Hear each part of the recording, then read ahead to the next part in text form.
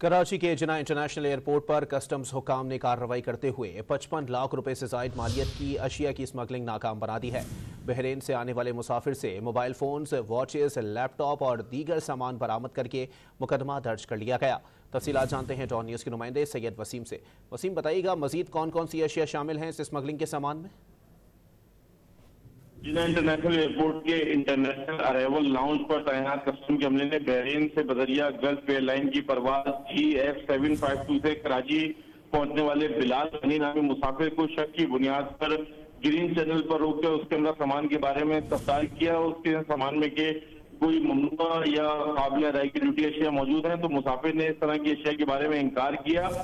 जवाब से गैर मुतमईन होने पर कस्टम हुकाम ने जब उसके सामान की चेकिंग की तो सामान में mobile phone, iPad, Apple watches, laptop, computer part, perfume, ladies brand के शूज और काफी जो है वो दीगर अशिया भी जो है बरामद हुई, जिनकी मालियत 55 लाख रुपए है, जिनमें 31 लाख रुपए की ड्यूटी टैक्स लागू होते हैं। मुसाफिर के खिलाफ कस्टम एक्ट के तहत मुकदमा दर्ज करके उसे हिरासत में ले लिया गया और मजीद तफ्तीश की जा रही है। जी, बहुत शुक्रिया सैयद वसीम अपडेट करने के लिए।